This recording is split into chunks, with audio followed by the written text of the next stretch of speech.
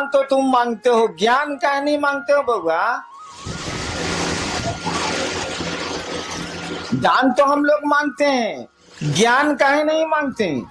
ज्ञानमा भी मांग लीजिए तो उस दान का बढ़िया से बढ़िया उपयोग कर सकिएगा। रावण मांगा था दान, क्या मांगा था? त्रैलोक्य की शक्ति। नियम है, शक्ति में छिपा हुआ सम्मान होता, इज्जत होती है। आपके पास पैसे की शक्ति बहुत ज्यादा है तो जगत में आपको सम्मान मिलेगा, सुविधा मिलेगी। आपके पास राजनीति की शक्ति बहुत ज्यादा है तो आपको सम्मान सुख मिलेगा, सामान्य नियम यही है। आपके पास सुंदरता की शक्ति बहुत ज्यादा है तो भी मिलेगा। बहुत सी महिलाएं विश्व में हुई हैं जिसके चलते तख्त डोला है, राजा डोले हैं, शासन डोला है। देखिए, सुंदरता की शक्ति है, हालांकि उसकी नहीं है, उसको किसी ने दी है। कोई आदमी सुंदर पैदा हो गया, कोई आदमी कुरूप पैदा हो गया, इसमें उसका कोई दोष नहीं है, किसी ने दे दिया। तो कुरूपता दे दी हो या सुंदरता दे दी हो, उसमें उस आदमी की कोई खूबी नहीं है, कोई उसकी योग्यता नहीं है। तो रावण भी मांगने गया था पावर, जानता था कि पावर में इज्जत है, सम्मान है। शक्ति मांगी थी उसने, त्रिलोकी की शक्ति, यानी तीनों जो कहानी है सच है क्या झूठ हमको नहीं मालूम।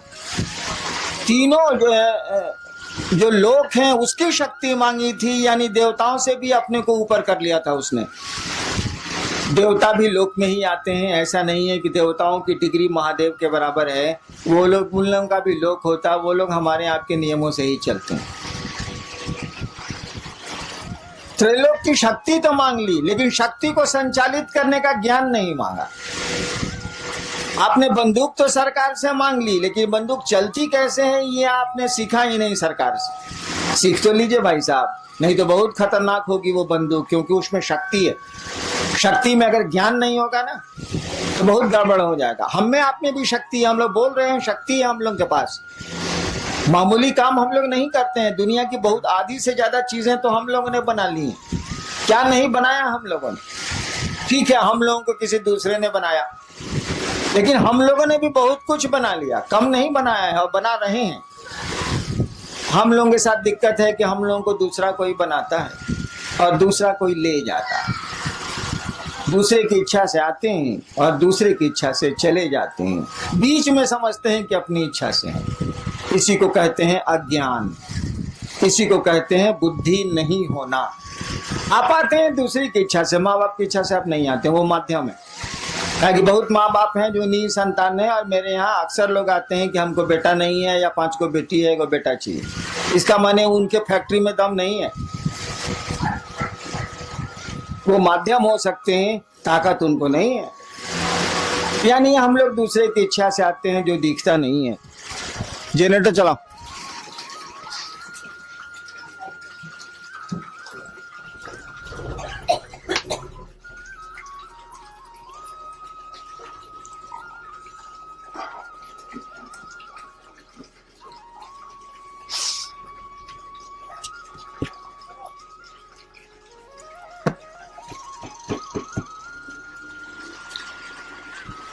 हम लोग दूसरे की इच्छा से आते हैं जो हमारी आपकी आंखों से नहीं दिखता है, अपनी इच्छा से रहते भी नहीं। अक्सर लोग चाहते हैं, करीब करीब सभी लोग चाहते हैं रहना, रहते कहाँ है? हम लोग के पूर्वज चले गए, तो आना दूसरे के हाथ में है, जाना दूसरे के हाथ में है।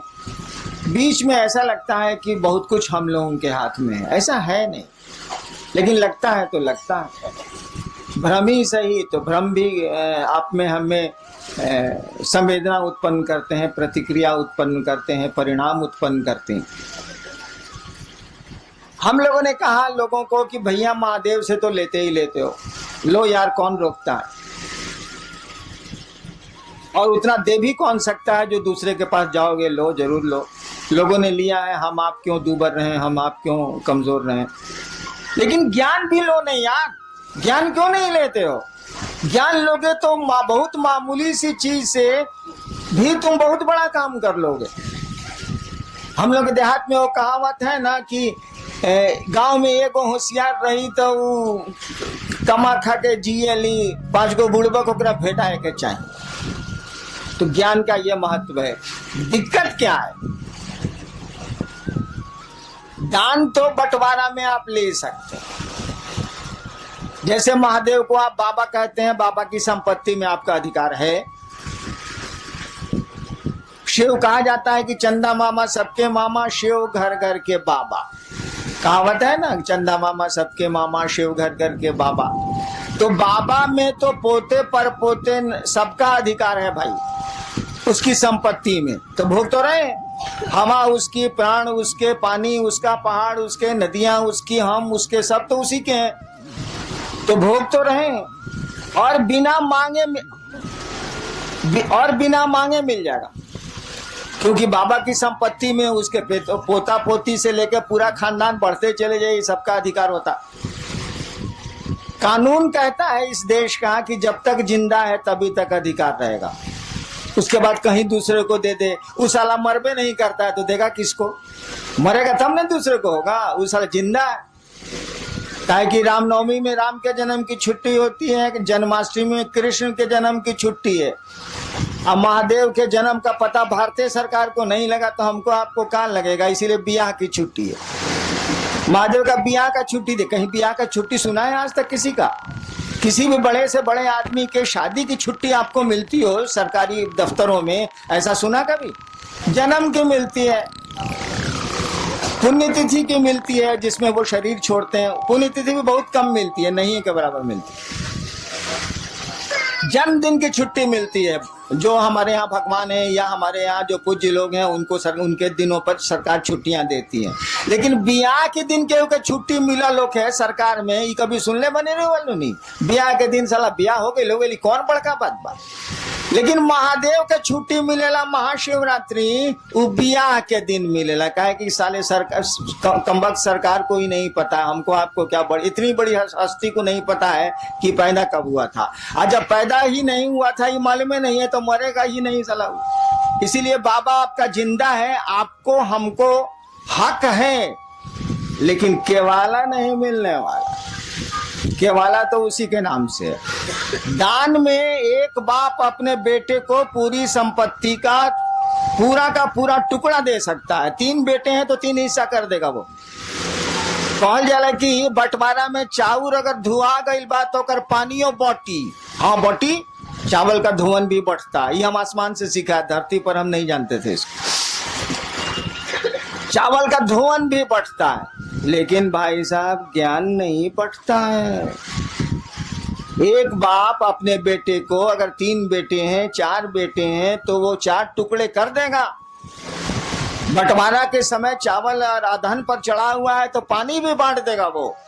लेकिन वह बहुत बढ़िया शिक्षक है तो ज्ञान नहीं बांट सकता है। उसका ज्ञान लेने के लिए उसके बेटों को उससे ज्ञान लेने की मानसिकता में आना होगा, उससे पढ़ना होगा।